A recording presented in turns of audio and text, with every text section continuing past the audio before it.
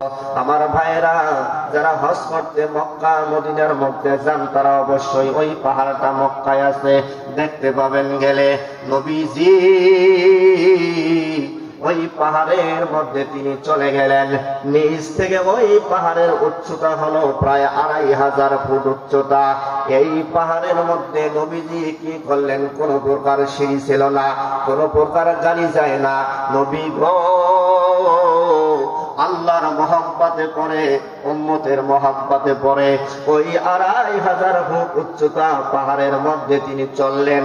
ওঠার পর সেখানে আবার সুন্দর করে গলিয়েছে ছোট বড় পাথরকে ডিঙ্গিয়ে নবীজি সেই হেরা পর্বতের গুহায় নামক একটা জায়গা আছে মাঝখানে, সেখানে তিনি ধ্যানমগ্ন থাকতে লাগলেন, নামাজ কালাম পড়তে লাগলেন, দোয়া দুরূদ পড়তে লাগলেন। বলেন সুবহানাল্লাহ।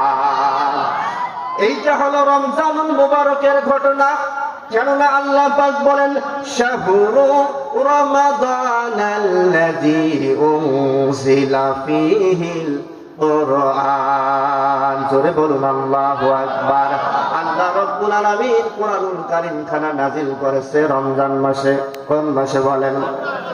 এবার যদি প্রশ্ন করেন, ও কোরআন বুঝলাম তো তুমি রমজান মাসে নাজিল হয়েছো, এবার তো বলো তুমি কোন দিন দিনের মধ্যে নাজিল হয়েছিল? রাতে।